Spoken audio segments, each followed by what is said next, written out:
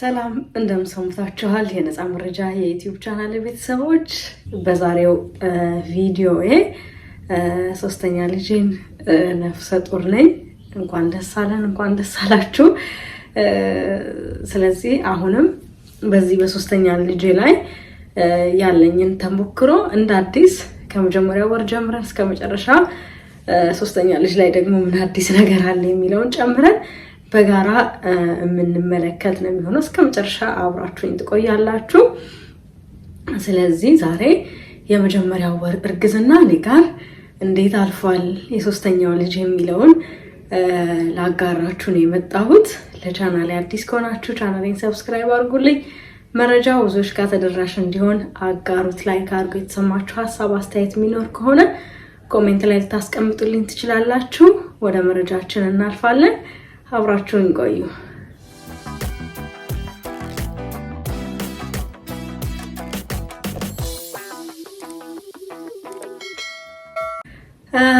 እንግዲህ እንደ ከዚህ ቀደሙ በዚህ የወራት ቪዲዮዎቻችን ላይ የጤና ባለሙያዎች እንደዚህ ላሉ ይገልጻሉ አንልም ቀለል አድርገን የራሴን ተሞክሮ ብቻ ነው ያሳለፍኩትን ነገር ብቻ ነው የምነግራችሁ ሞያዊ ማብራሪያው የምትፈልጉ ከሆነ ግን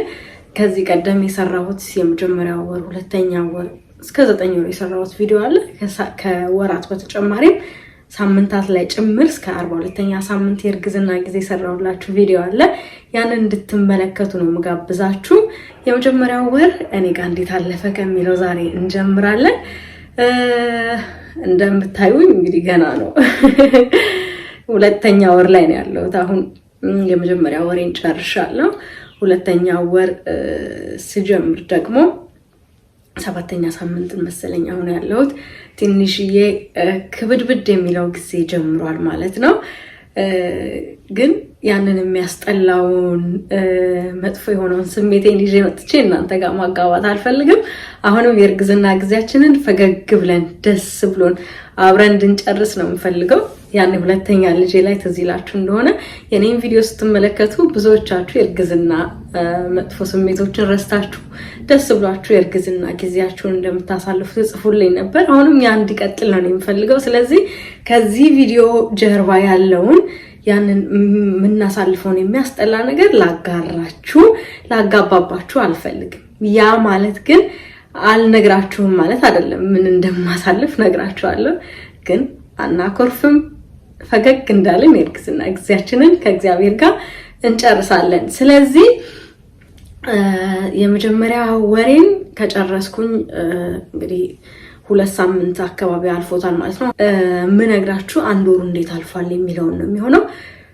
አንድ ወሩን በጣም ምንም አይነት ብዙ የሚያስፈራ ነገር ሳይገጥመኝ ነው ያሳለፍኩት እኔ ለምን ለአብዛኞቻችን እናቶች የመጀመሪያውን ወር ምናልባትም ነፍሰ ጡር መሆናችንን ሳናረጋግጥ የምናሳልፈው ወር ነው የሚሆነው ስለዚህ እኔ ጋር በተመሳሳይ ያ ነገር ነበር የገጠመኝ ነፍሰ ጡር መሆኔን ያወቅኩት የሆነ 5ኛ ሳምንት አልቆ 6ኛ ሳምንት ሲጀምር ነው ለምን መሰላችሁ እኔ ጋር የተፈጠረው ያለፈው ወር ላይ ፔሪድ መምጣት ከነበረበት 10 ቀን ዘግይቶ መጣና እዚህኛው ወር ላይም ሲቆይ በቃ ዘግይቶ ነው እንደዛኛው ወር ይመጣል ብዬ እየጠበኩኝ ተሻወደኝና ቼክ ሳላረግ አለፈ ማለት ነው የመጀመሪያው አንድ ወር ግን ደግሞ ስጠብቀው አልመጣም 6ኛ ሳምንት ደረስኩኝ አንድ ወር አልቆ ማለትና ከዛ እንደ ይሄ ነገር በቃ ያመረረ ነው ማለት ነው የለም ስለዚህ ለምን ቼክ አላረገው ምናልባትም ዘግይቶ ላይሆን ይችላል እንደባለፈው ብዬ የተወሰኑ ምልክቶችንም ያየው ነበር በርግጥ ያን ምርመራ እንዳረግ እንደወስን እየረዱኝ ብዙ ምልክቶች አሉ እነሱን ነግራችኋለሁ እነሱን ስመለከት 6ኛ ሳምንት ላይ ሆኜ ቼክ አደረኩኝ ማለት ነው ቼክ ሳደርግ በአንድ ጊዜ ነው 2 መስመር የወጣውና ምንም አይነት ጥያቄ አላቀረበም ነበር እንዳጋጣሚ ሆኖ እንደውም እንዴት ቼክ እንዳረኩትም በዚህ አጋጣሚ ልንገራችሁ ከጓደኛዬ ጋር ቪዲዮ ኮል እያወራን ነበር በጣም ወዳት ጓደኛ አለችኝ እዚህ ጣሊያን ሀገር የምትኖር ሌላ ከተማ ነች እንዳጋጣሚና ከዛ የነገርኳት ነበር ባለፈው ወርም እንደዚህ ነበር መጣ በዚህ ወር ደግሞ እንደዚህ ሆኗል ስላት አረቸ ጋር ጊዜማ 6ኛ ሳምንት ድረስ ከሄደ ምናልባትም ተፈጥሮ ሊሆን ይችላል ስለዚህ ቼክ አርጊው አለሽ በቃ እንደውም እኮ የባለፈው ወር ላይ ቼክ ላረገዝቼ ነው የመጣው ቼክ ማድረጊያውም ቤት ውስጥ አለኝና ለምን አላደርግም አልኩና በቃ አድርጊው ስትለኝ እዛው ሁለታችንም እየተያየን ገባውኝና ሽንት ቤት ሽንት ይዤ መጣሁኝ ከዛም በኋላ ቼክ አደረግነው ቼክ ስናደርገው በአንድ ጊዜ ሁለት መስመር ወጣ ከዛ ሁለታችንም በቃ በጣም ተደሰትን የደስታዬ ተካፋይ ስለነበርሽም በዚህ አጋጣሚ በጣም ነው ማመሰግነው ደስ አለን እንደዛ የምርመራው ሂደት በዛ መልኩ አለፈ ማለት ነው ግን እንድጠራጠርና ቼክ እንዳደርግ ደግሞ ይበልጥ የገፋፉኝ ምልክቶች በዚህ አንድ ወር ላይ ምን አይነት ናቸው የሚለውን ደግሞ ላጋራችሁ እሱ የመጀመሪያው ጡት አካባቢ በጣም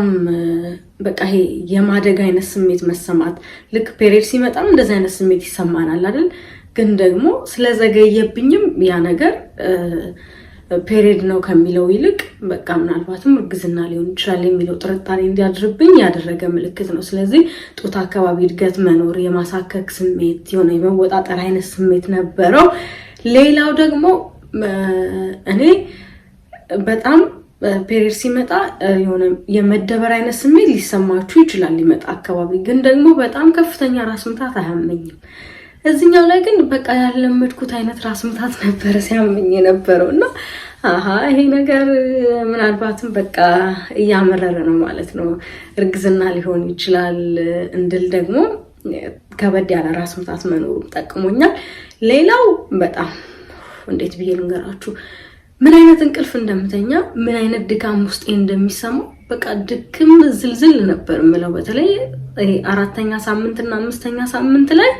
እኔ አላወኩትም ነው እንጂ በቃ ለካ እየተሰራ ነው ስራ የቤት ስራ ተሰጥቶታል ሰውነቴ በጣም ነበር ምተኛው የሚደክመኝ መነሳት አልፈልግም ምንም ማድረግ ሞራል የለኝም ትንሽ ስሜት የሚለዋወጥ ነበር ስሜት መለዋወጥ ስላችሁ ይሄ መነጫነጭ አይነት ምናምን ሳይሆን በቃ ይሄ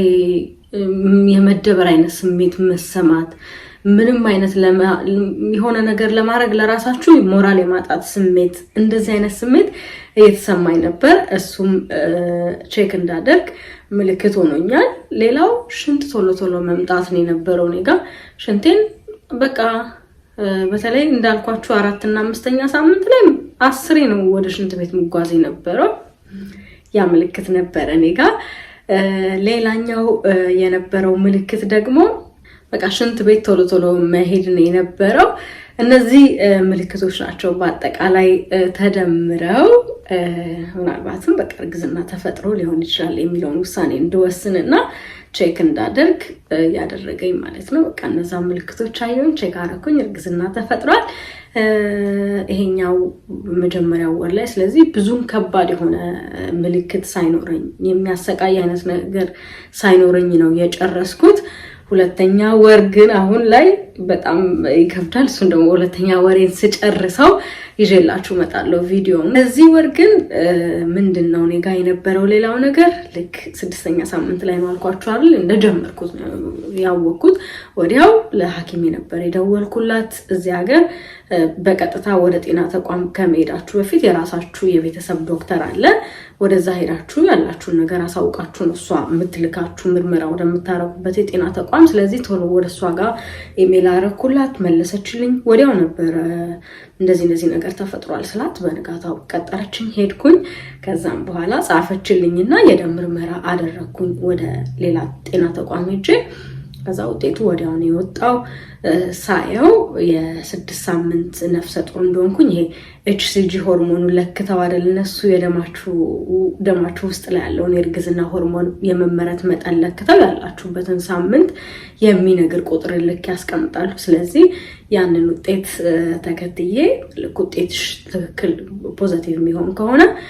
እርግዝና ክትትል የሚጀመርበት የተለየ ደግሞ የጤና ተቋም አለ ወደዛ ሄደሽ ወረቀቱን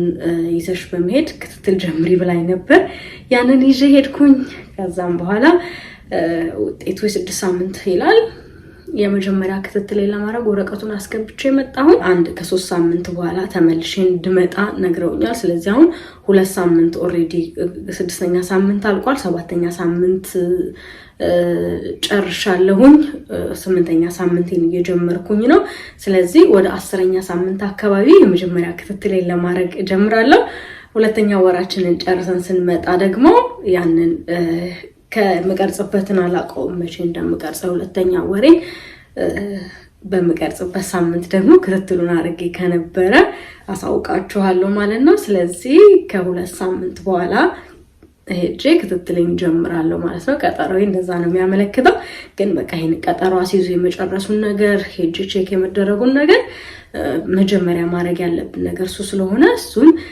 ጨርሼ እየጠበኩኝ ነው ማለት ቀጠሮዬን። ስለዚህ እናንተም